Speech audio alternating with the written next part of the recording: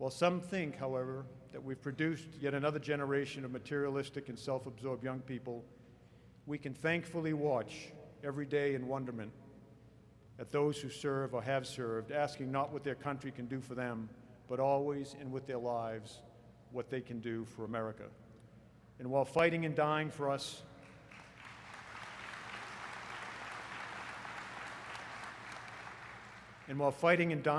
they have learned what every American used to know, used to hold in his or her heart, used to be taught in our schools and at their mother's knee, that the real strength of America does not come from making a religion of diversity or emphasizing the differences among us.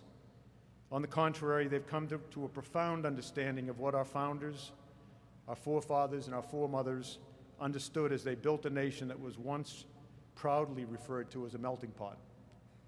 In our armed forces, the ultimate, most successful institution of American diversity, service members have come to understand the simple fact that America's strength was and should be again a people stitched together by a shared sense of history, values, customs, hopes, and dreams that unite us.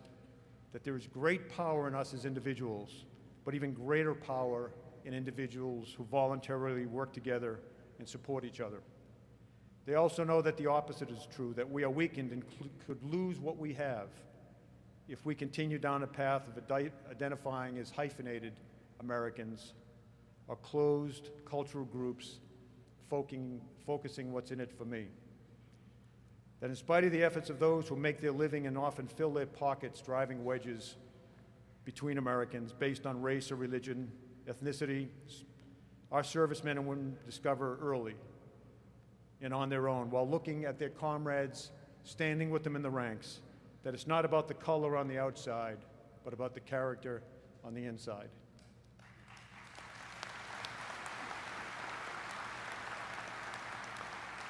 That it's not about where on earth you were born, but only why you came to America and what you did when you got here. That it's not about the God you worship. It's not about the God you worship, if you worship any God at all, but you will respect the right of your neighbor to honor any God he or she damn well pleases.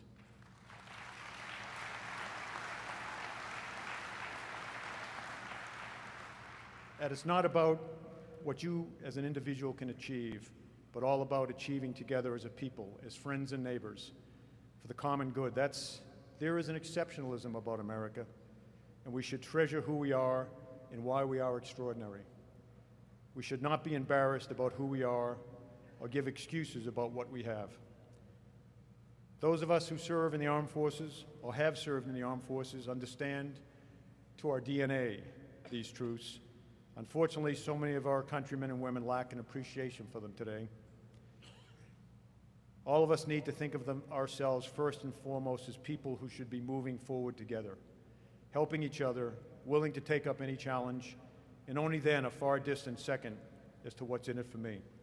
Rich or poor, black, white, Asian or brown, Christian, Muslim, Sikh, or Jew, we are Americans. We should be proud of that, and we should act like it.